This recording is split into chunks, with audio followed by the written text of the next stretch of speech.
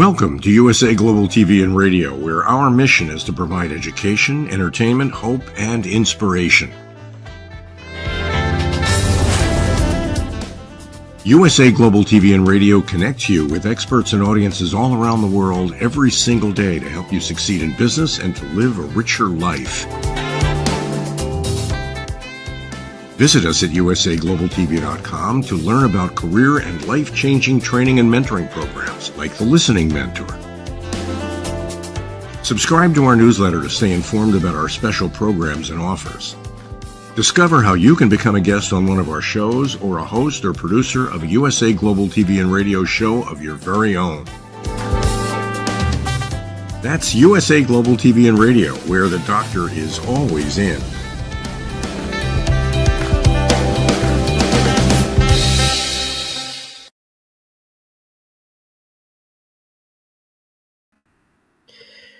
Good evening, good afternoon, or good morning, depending on where you're listening from, and welcome to another amazing show on The Resume Whisperer. I'm your host, JosefStetter.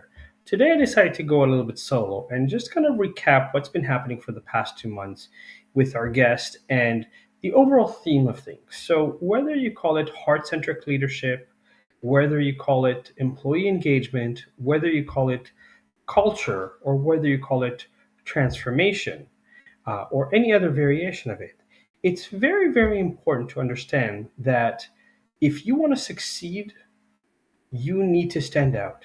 You need to do just a little bit extra than everybody else. You need to show passion.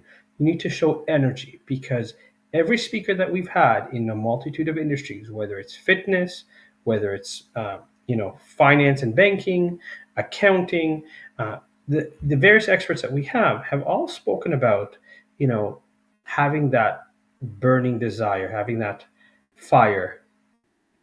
And this is where, understand that there's going to be different types of leaderships and there's different types of cultures. You can have companies where the culture is very fun and playful. You have cultures where it's very serious.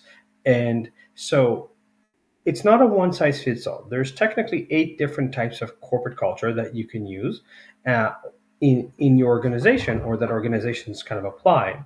But it's about understanding that if you're in an environment that is very organized and very direct and very there, as long as you understand that that's the culture and either choose to adapt or that's something that you are yourself, you'll be very, very successful.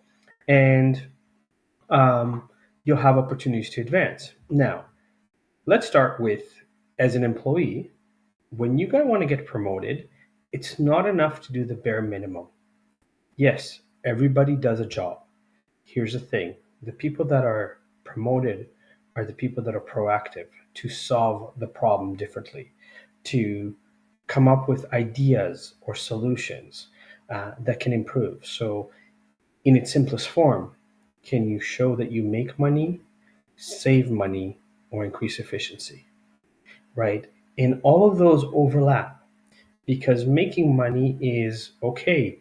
I increased sales or increased marketing and therefore market share, or it could be I found ways to automate and therefore this results in making more money because we're not spending time doing manual things. And each one of the leaders talks about, here's where we look for people. It's not the most technical person. It's not the most educated person that will do this. It's, the personality. I was asked to be part of a program through Higher Landing, which is out of Calgary, Alberta. And they do something called the Grizzly Den, which I found really interesting and fascinating. And what it is they have experts like me, and there's a panel of 5, and there's candidates that are going through their program to help them kind of get a new job or land their dream job, which is what I do as well. And they have to kind of come, and each panelist gets to ask them a few questions, and then we vote on whether or not these individuals are ready to market. Now, what's interesting is yesterday I had the opportunity to kind of watch 3 people. The first person was very, very nervous, and you can tell that she was very nervous. But she was kind of almost ready, where I think a little bit of coaching, a little bit of mentoring, where it wasn't just, I know how to do this and I know how to do this, um, but more of, here's specific examples, here's the results I produced, here's the impact I made. And these are some things that I've said in previous episodes over and over, especially in the job seeker side. It's not enough to say that you know something. It's very, very important to quantify how good you are at something and why. So, these are the results you produced, and anything can be quantified. Anything. Now, the second candidate is an individual that had a PhD, and he's been in academia all his life. And um, when he was, I guess, the money for his academia ran out, and now he's looking to transition into kind of the corporate world. But you can tell that he was so academia that he had no idea how to speak to the corporate world. And it was kind of obvious that he was not ready yet with the training that he's had so far with the program. And again, it's a great program, and I highly recommend for those, especially in the Alberta area. It's called Higher Landing. It's a program that helps you kind of find that next position for you. And they do something very unique called the Grizzly Den, which I participated in yesterday for the first time. I would participate again, and I highly endorse them and encourage people to have this experience. I thought it was a brilliant idea. And then the third person, from the moment she opened her mouth, just the energy, the excitement, the passion was so obvious. Her answers were so spot on that it took the five panelists literally 3 seconds to vote and say, this woman is absolutely ready for the job market. No hesitation, because she knows who she is. She knows what she brings to the table. She knows her value. She knows the kind of organizations she wants to work for. She knows what to do to stand out. And it was so refreshing to kind of see the three differences at a level of, just because you have a good resume doesn't mean it translates to an interview or to a conversation. Just because you know how to have a great conversation doesn't mean it translates to a resume. And so there's an art to understanding both. And there's an understanding that, again, you cannot be cookie cutter. Even on your resume, there's subtle little things that you can do to stand out. Change the font, add a load of color, use insert text box in Microsoft Word, and you can get different standards of layouts and so forth that can help pop a little bit. You can bold information. You can create frames across information. You can have quotes. You can have funny messages. One of my favorite resumes of all time, and this is a marketing resume, and it was such a simple thing, but it was such a genius thing. The person had on each job um, interesting observation and additional interesting observation for each job. So, for example, on his resume, one of his kind of early on in his career jobs was to be a cab driver. So he said, under interesting observation for being a cab driver, was, did you know that a cab driver's diet consists of donuts, cigarettes, coffee, and chips? And I thought that was hilarious. And then, under additional interesting observation about a cab driver, he wrote, did I mention that a cab driver's diet consists of donuts, cigarettes, coffee, and chips? I thought that was hilarious. He worked in Canada, in Canada's only castle called Casa Loma. He was the restaurant manager early on in his career. And under interesting observation for that job, he wrote, once had a regular patron come in and ask me if we stock albino zucchini.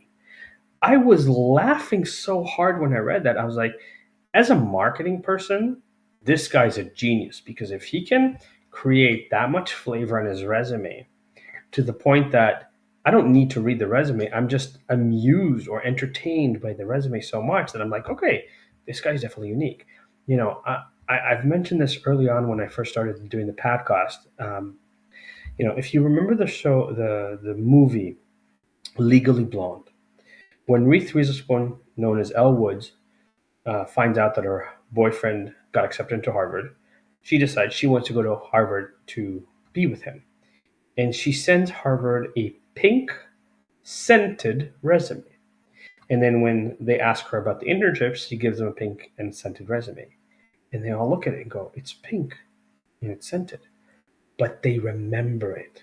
Now, again, you don't need to make your resume pink or put perfume on it and make it scented. But there's a lot of little things that you can do. You can change the bullets instead of having the boring circles that everybody has. If you go to bullets on your, again, Microsoft Word, there's options like diamonds, check marks, arrows that are kind of look a little bit 3D. Use those. It breaks the eyes. It breaks the routine of everyday black and white cookie cutter generic information, right? Then again, whether you're using the STAR method, situation, task, action, result, or the PAR method or CAR method, problem, action, result, or kind of, so any of these acronyms, ADA, there's a lot of acronyms, SMART, there's a lot of acronym in the job force. It doesn't matter which one you use, they're all the same. At the end of the day, show us that this is something that you needed to deal with. Here's the strategy you used to do it. Here's potentially the technologies or automations or things that you did to fix the problem. And here's the result that it produced and the significance or impact on the results. In other words, it made the company money, it saved the company money, or it increased efficiency. Okay, so those are things that leaders will notice. And again, I want to separate the word leader from manager because a manager is worried when you're doing a good job because you might look better than them and they're worried about their job. A leader wants to bring you up because if you're ready to replace that leader, chances are that leader is getting significantly promoted. And even if that company doesn't recognize how brilliant of a leader they are, a lot of other employers will, because a good leader knows how to empower their people. And a lot of the people that I brought in the past month have talked about, they should never be the smartest person there. They surround themselves with people that know better than they do specific skill sets. Now, think about it. If you're an entrepreneur, a business owner, right? There's a reason you have a CFO because the CEO might not be the best accountant or might not know all the rules and regulations to legally maneuver some of the numbers in terms of record keeping, and especially in the USA, where the tax code is something like 86,000 pages, where you can have a C corp reporting into an LLC that reports into an S corp that reports back into an LLC that reports into a holding fund, all legally. And again, a good accountant will figure out what is the right strategy that is compliant with all regulations, but that allows the company to minimize their taxes. You hire, let's say, a chief marketing officer or chief operating officer because they have different skill sets, right? And understand that as you grow, you deal with more of the vision and the strategy in executing specific things within the company. The CEO's purpose is to kind of go big picture. How do we take the company from X to Y to Z? And can we do it in, let's say, less than 5 years? So the higher up you go, the bigger the vision or the strategy that you need to implement. But again, don't assume that just because you have a title doesn't mean that the people that work for you don't have insights, don't have experiences, don't have knowledge.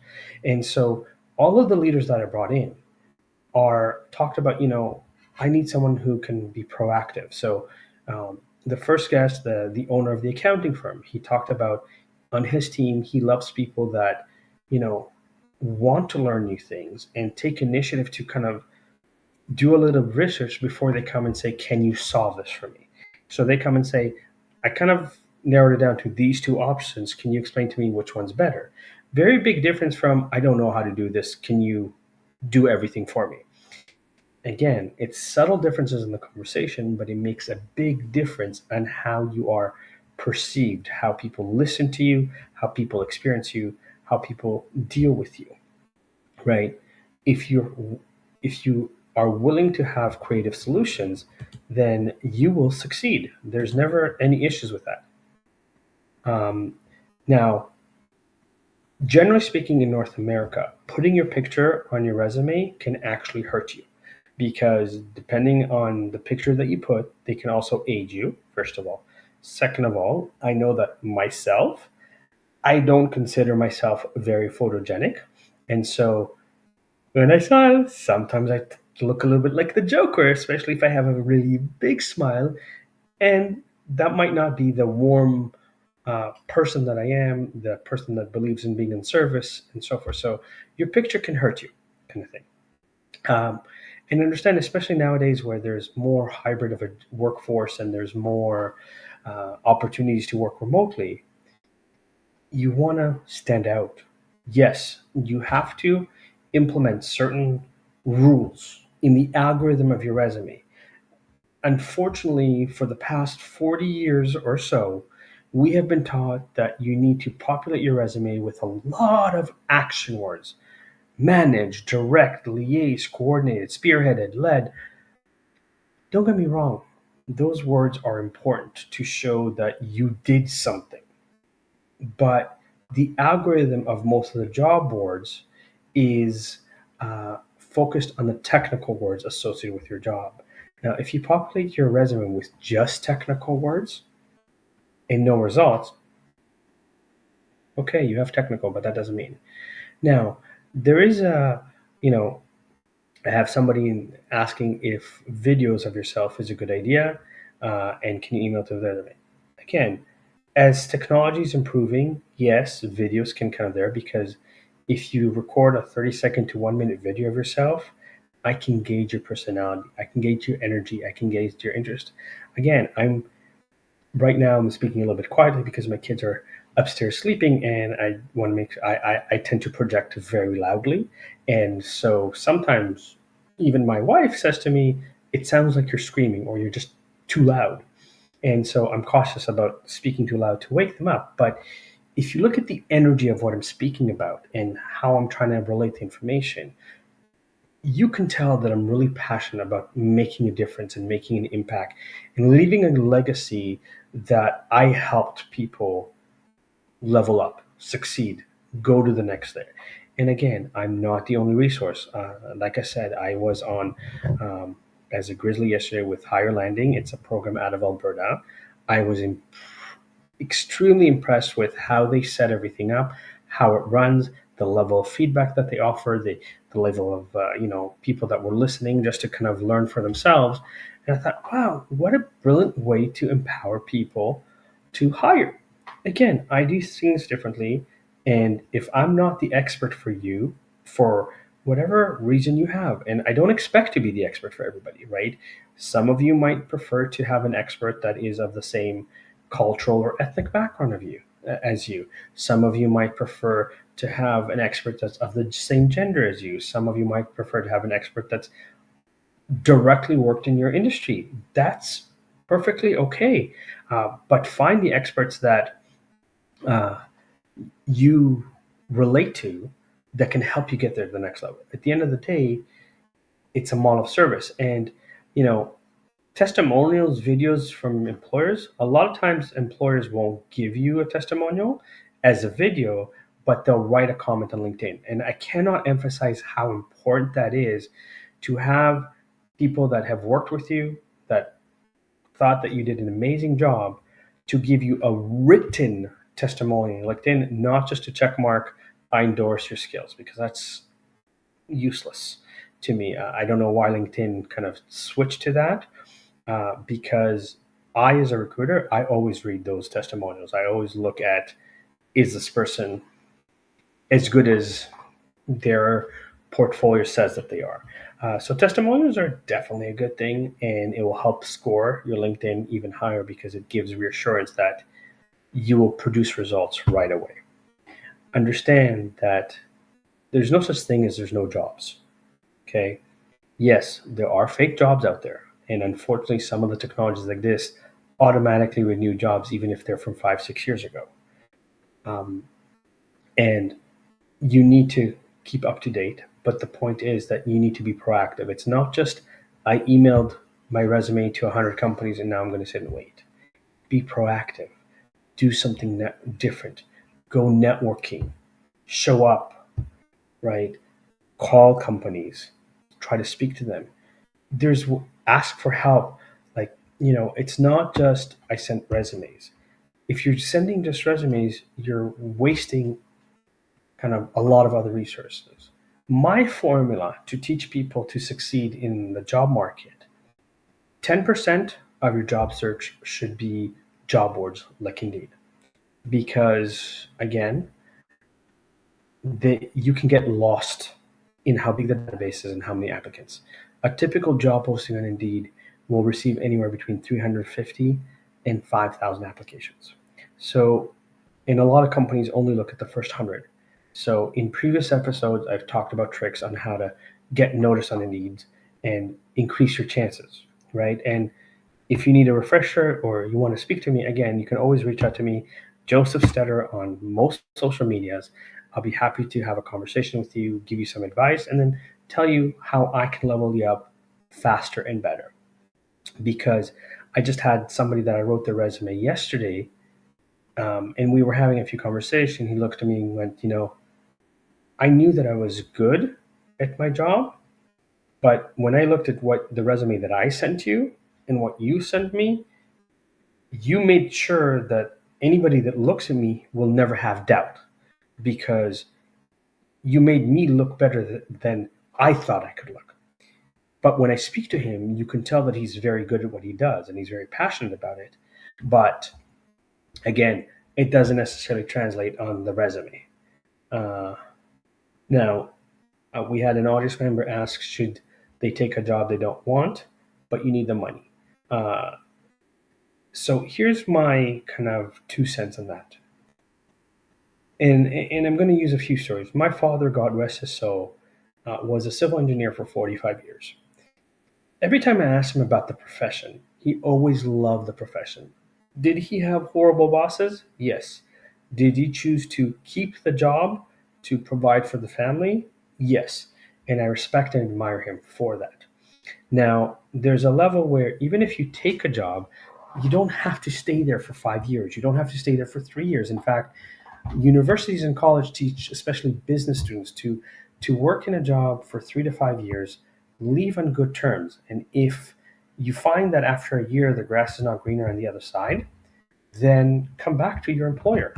They will probably promote you and give you the money that you've been looking for, because when you left, they understood how valuable you are, and now they want you back.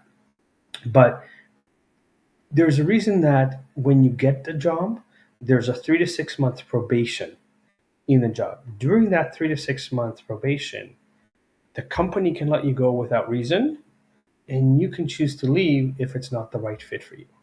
So I don't encourage you to take a job and then leave a month later, because it's wasting a lot of people's time and then wasting a lot of people's resources. But at the end of the day, you also need to do what's right for you. So if the finances are very tight and this is a job that will pay some bills and get your head back above water, by all means, do what you need to do. But understand that you should always be proactive on what serves you best. If you found a company that you are passionate about what you're doing, you understand the culture, you can fit in well with it, by all means. And understand that, every everybody has different value systems. So I always like to use the PSI principle: um, security, income, growth, or happiness. Which one would you put first? They're important, but if security is the key thing for you, then the culture or the environment might not matter to you, as long as the pay is there. Now, Income is, you want to make commissions, you want to have profit sharing or incentives or bonuses. Growth is you want to learn, and happiness is, what? It's not about the money. It's about knowing that I make a difference in the world.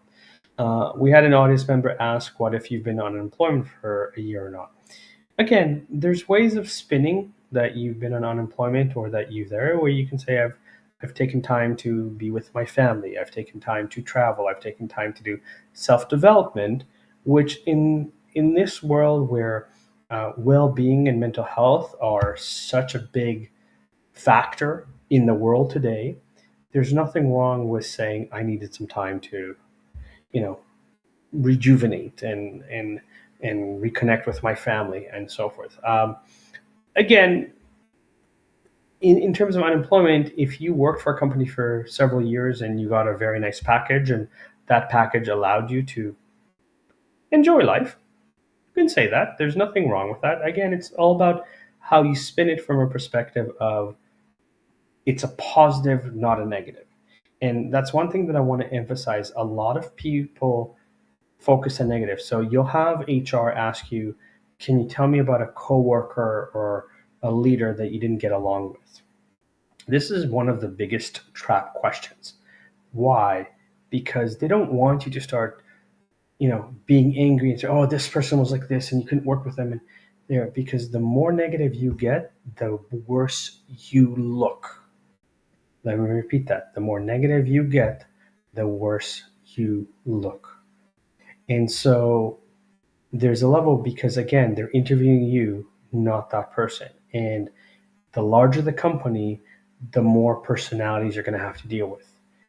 And you need to be adaptable that if you're speaking with somebody who is very analytical as a personality, you need to tell them less stories and more facts or more numbers. If you're dealing with somebody that's amiable, they don't want numbers and facts, they want stories. So you have to learn who you're talking to and who you're dealing with. Um, so I had a fan or a viewer ask, should people potentially lie about their age? So here's what I'm going to say to that. You can hide your age a little bit because I recommend to people never go back more than 20, 25 years because then I can age you very quickly. If you are more experienced, then erase when you did your education. And again, keep it to the most recent 20 years because if they've called you in for an interview, they can gauge potentially your age, but hopefully you're doing such a great job showing how amazing you are, the results that you can produce, your ability to think and so forth, that um, that creates a model of, ooh, you're worth it. And what's interesting right now is that we went through a phase of about, I would say, just before the pandemic started till about now, where a lot of companies were like, ooh, we can save a lot of money and bring in somebody that's more junior, that's a recent MBA graduate, because the salary is, let's say, half the price and so forth. But what they're realizing is you cannot replace experience. You cannot replace knowledge gained through experience. A new MBA might, let's say, know social media and might know how to manipulate to get, let's say, more followers on some of the platforms and more engagement.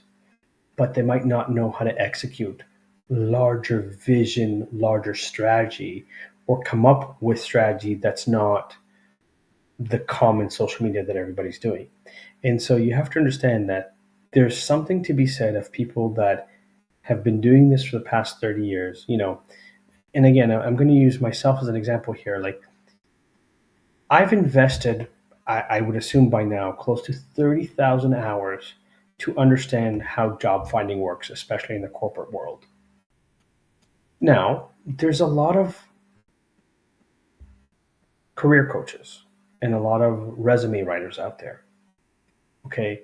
But someone who's been doing this for a year, who is doing it through, let's say, a government agency, is also following a very standardized template of here's how you write a resume, because this is the standard that's been around for the past 40 years. Someone like me will point out why the standard resume will hurt you, because a standard resume is very generic. I don't know what you did.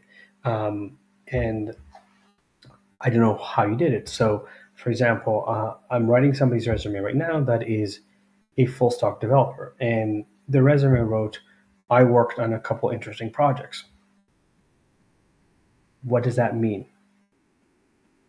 What are the projects? How complex were the project? What levels of integration did you have to do? What are some of the things that you did that stood out, or that, were complimented, or your ability to code it faster or better than other people? So it's not that younger is always better. And right now, there seems to be more of an awareness that those that have life experiences, those that have gone through the trenches in the past 30, 40 years, have insights that the younger generation might not, because they did things manually. They problem solved, as opposed to using the plethora of AI tools that exist right now to solve for them, or to give them ideas, or to give them concepts. So understand that, again, it's a level of the interaction, right? Like I've been doing this for 20 years. I've helped 12,000 years. I'm not going to charge you $100 for a resume. I'm more expensive than that. And if you don't like my prices, great, go to somebody else, right? If you understand the value I give you when I explain to you or give you insights about yourself or about your resume that no one else has said, you're not going to care what price I charge, because you're going to look at it and go, he charges this, that's going to result in a $30,000 raise. So is, let's say, investing a few $100s to get a $30,000 raise worth investing in yourself? For some people, it's not. And again, I don't know what your financial situation is. I don't know kind of what's happened to you in life. But people will pay a personal trainer to get them in shape. Right? I know that my producer, Dr. Jacqueline Kerbick, who is the founder of USA Global TV, she's all about fitness. But given her commitment to fitness, if you want her to train you and coach you, you need to pay for her experience. You need to pay for the hours that she puts into the gym to know exactly the routine, the workout, the health regimen that needs to occur to get you results. I'm the same way for job finding, and in that respect, also in recruiting. I'm not as big as some of the global companies like Robert Half or Randstad, but I do things differently, because I try to give more value by giving insights that others don't. I combine resources where, many agencies use a personality assessment. I use multiple of them. Why? Because the data is collected in different ways, and it gives me a bigger and more clear picture of who the person is and what they do. And so this is the level of service that I offer. And for my clients that understand that, and given that I also offer a full year guarantee on my recruiting services, where the industry standard is 3 months, they understand the value of a full year warranty. They understand the value of the data that I provide them to paint the picture of the person, so that they're more confident that they are hiring the right person. Because again, hiring is expensive. Turnover is extremely expensive. I think that turnover in North America costs companies something like $3 trillion right now in North America. I just read an article about that, and I looked at the number. I was like, wow, right? And so companies that don't understand how much turnover is costing them are going to start um, going into bankruptcy, going into this, if they don't understand the culture of the people there. So there's a few American companies, um, like Target, for example, that came to Canada, but they didn't understand their market. And almost like a year and a half, like they came to Canada, and a year and a half later, exited Canada because it didn't really connect with people. It wasn't exciting to people. It was a different layer. So again, it's very important to understand you can never be the same old boring. You got to be different. You got to be unique. You got to show that you bring value, right? Whether it's a job seeker or as a leader, you need to show what is it as a leader that you do to empower people, to level them up, to give them resources so that they can do their job better, to step back and go, you know what? You know this. What do you need from me so that you can do what your genius does? And this is where I'm going to say to anybody that's listening, there's always opportunities there. If you're not getting results, you're spending time in the wrong places to find the job, right? I alluded earlier, like 10% should be job boards, 25% should be LinkedIn, 25% should be employment agencies and recruiters, headhunters, 25% should be kind of networking events, and the last 15% uh, should be sorry. My producer spelled my name on the ticker a little bit wrong. It's with an F, not a PH. Sorry that my mouse clicked somewhere, but the name on there. So JosefStetter.com is my website, or thecelebrategroup.com is one of my other websites, and you can kind of reach out to me. But understand, when you're unique, people will find you, people will recognize you. And the more you show how good you are, the more people will want you. I hope you've enjoyed the episode. I hope that this has brought some value to you, and that the conversation allows you to internally go, what have I done? How much is it worth? What are the results that I've produced? What kind of a leader am I? What am I doing to care about my people? What am I doing to engage them in the conversation? What am I doing to help them grow and do more? Because if they can do more, there's also less on my plate as a leader, because people are doing pieces of the puzzle that need to be completed for the execution of the strategy. So again, thank you for listening, and thank you for watching. And I hope you have a great evening, a great morning, or a great afternoon, depending on where you're listening to. My name is JosefStetter, and I am your resume whisperer and corporate culturist. Thank you.